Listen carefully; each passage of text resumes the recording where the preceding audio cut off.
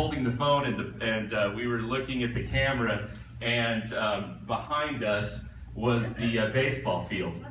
Well, we both weren't very good at holding a camera, so when we got it back, we showed it to Beth Braun the next morning, his secretary. He said, "Well, you only got the tops of your heads. You got most of the field."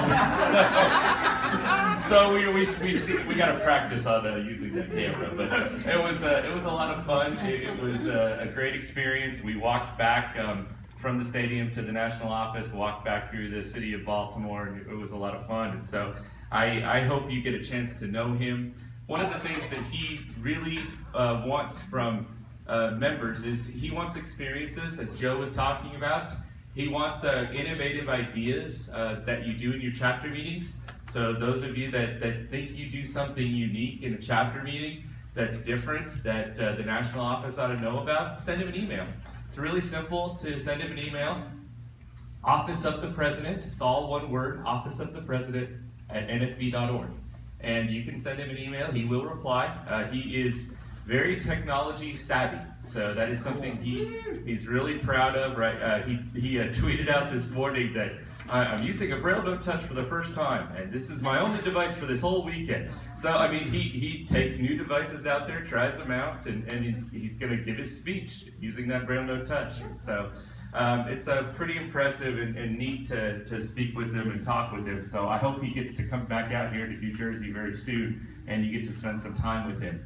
Dr. Mark Maurer, I know our past president, immediate past president, he's not gone away. He's still working hard, doing the things that he's always done. He just has a different role now. Now he's in charge of our legal team.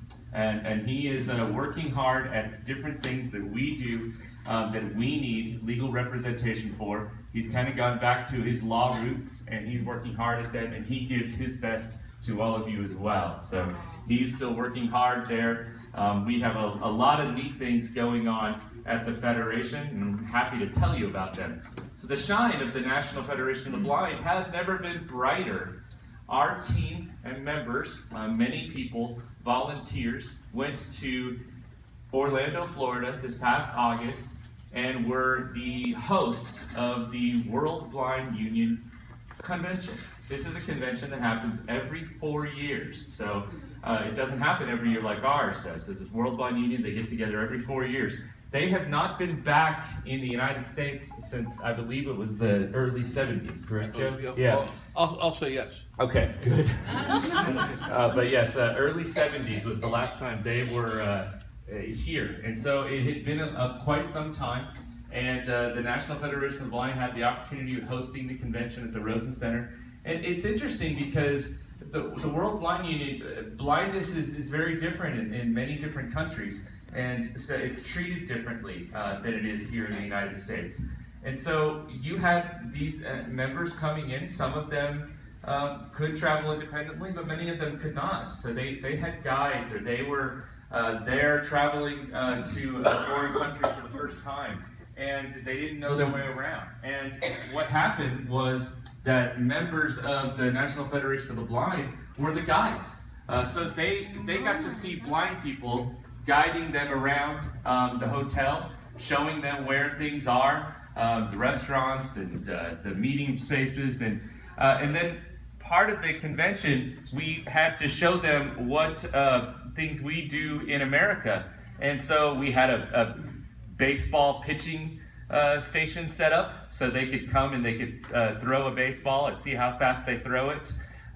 We had a mechanical bull set up. You know, the United States didn't invent bull riding, but we did invent the mechanical bull. And so we had that set up for them. We had a lot of different things. We have a lot of bull, that's for sure. But we had a lot of different things set up for them, and